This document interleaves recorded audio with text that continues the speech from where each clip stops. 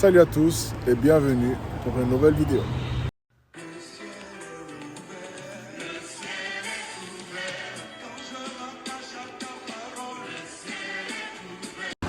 Aujourd'hui, on va parler de l'intimité. D'ailleurs, bientôt, dans l'église Vase d'Honneur, il y a la conférence SPAC. Et le thème de la conférence est « Monter dans son intimité ». Alors, ce dimanche, avec mon berger, le pasteur Pierre Latte, on a posé une question ouverte. Qu'est-ce qu'il te faut pour accepter quelqu'un dans ton intimité? Alors, dans l'assemblée, on a donné beaucoup de caractéristiques pour accepter quelqu'un dans son intimité. Et parmi ces caractéristiques, il y avait la maturité d'une personne, il y avait la transparence d'une personne, il y avait l'honnêteté d'une personne, il y avait aussi un cœur qui ne cherche pas son intérêt. Et il y avait encore beaucoup d'autres éléments qui sont à peu près résumés dans ce que je viens de dire. Et la raison pour laquelle on devient intime, en tout cas de ce que moi j'ai compris, c'est le fait d'être vrai avec une personne. Le fait d'être vrai avec une personne et son degré de maturité. Parce que je ne vais jamais donner ma voiture à mon fils qui a 5 ans. Même si je l'aime, même si on est entre guillemets intime. Et donc ça, c'est un niveau de maturité. La maturité de la personne qui est en face de moi va définir la qualité des informations que je vais lui donner. Et un autre élément pour l'intimité, c'est comme des escaliers. L'intimité, on franchit les paliers les uns après les autres. Ça veut dire que je vais commencer par te donner un secret de faible importance. Et je vais voir comment tu vas le gérer. Puis, selon ta gestion et selon aussi notre relation, je vais te confier un secret de moyenne importance. D'ailleurs, je tiens à faire une petite parenthèse parce que il y a le dévotionnel de l'apôtre Mohamed Sanogo sur la fidélité qui entre en jeu. La manière dont tu gères les petites choses va déterminer aussi l'obtention ou pas des grandes choses. Donc on est toujours dans la même logique. La fidélité dans les petites choses t'accordera les grandes choses. Donc je reprends. Si je t'ai confié un secret de moyenne importance et que tu l'as bien géré, et selon nos relations, selon ta maturité, selon ta sagesse et selon ton comportement, si tu gères bien les choses, je pourrais te confier des grands secrets. Par contre, pour ce qu'il s'agit des grands secrets, il faudra du temps. Il y a des secrets qu'on dit à des gens qui sont intimes après beaucoup d'années. Peu importe le fait qu'ils soient très intimes, on attend.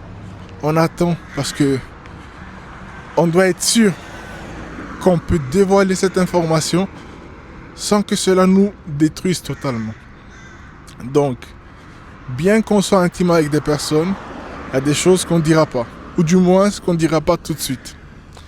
Et je pense que c'est la même chose que Dieu a fait avec Abraham, selon l'explication de mon pasteur.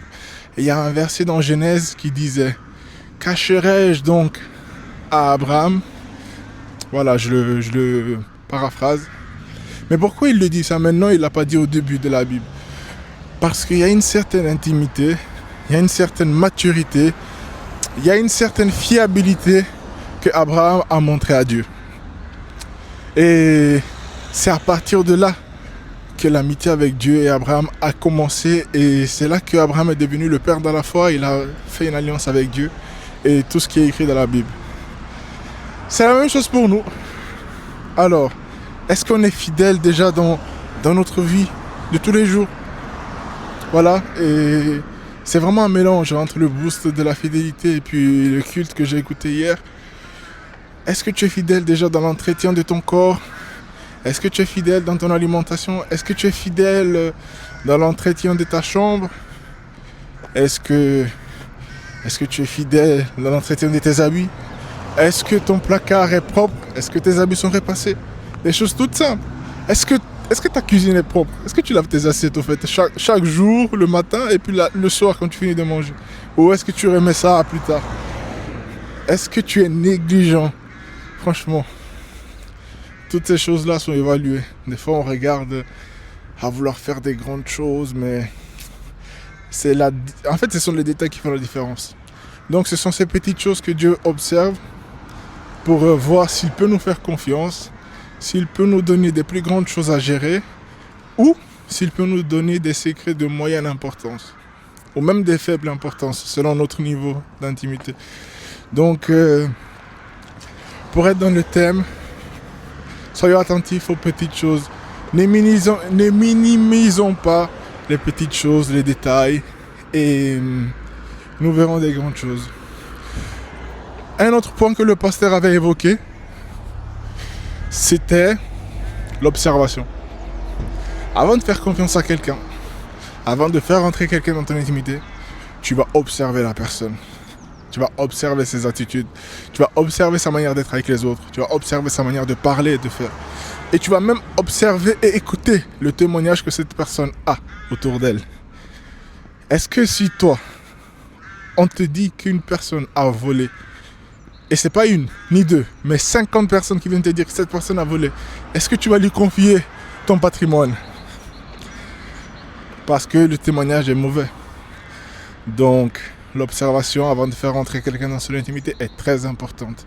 C'est pour ça que dans les temps d'épreuve, on est observé. Dans les temps de difficultés, on est observé. Le peuple que Moïse a fait sortir d'Égypte, grâce à Dieu, était observé. Et à cause de leur mauvaise aptitude, ils n'ont pas pu rentrer dans la terre promise. Ils étaient en période d'observation. Est-ce que vous allez avoir une attitude de louange, ou bien une attitude en tout cas de stabilité émotionnelle, ou est-ce que vous allez toujours vous plaindre et murmurer? Donc là, c'est l'observation. L'observation avant l'intimité et avant les grands secrets. Donc sur ce, examinez chacun d'entre nous notre cœur et que Dieu vous bénisse.